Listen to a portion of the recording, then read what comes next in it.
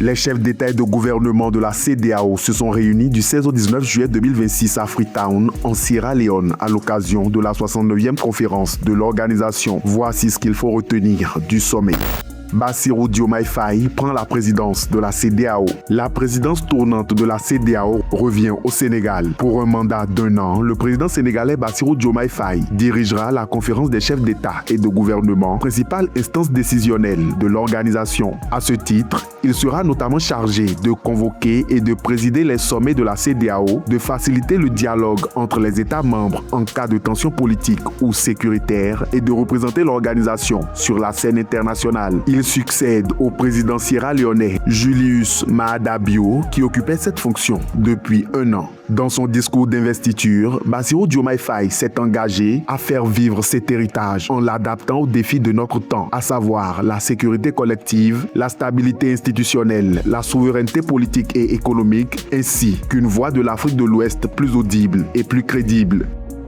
Les États de la CEDEAO ont signé un accord de construction d'un gazoduc du Nigeria au Maroc. Le président sortant de la CEDEAO, Julius Maada Bio, a annoncé dimanche la signature d'un accord intergouvernemental validant la construction d'un gazoduc devant relier le Nigeria au Maroc. Longue d'environ 6000 km, l'infrastructure devrait traverser 13 pays africains et permettre d'acheminer le gaz du Nigeria au Maroc. Il vise notamment à renforcer l'approvisionnement énergétique des pays traversés et à faciliter l'accès au gaz pour la production d'électricité et le développement industriel. À terme, le gazoduc doit être connecté au gazoduc Maghreb-Europe afin de permettre l'acheminement du gaz africain vers le marché européen. Les travaux devraient débuter en 2028 avec de premières livraisons de gaz prévues en 2031.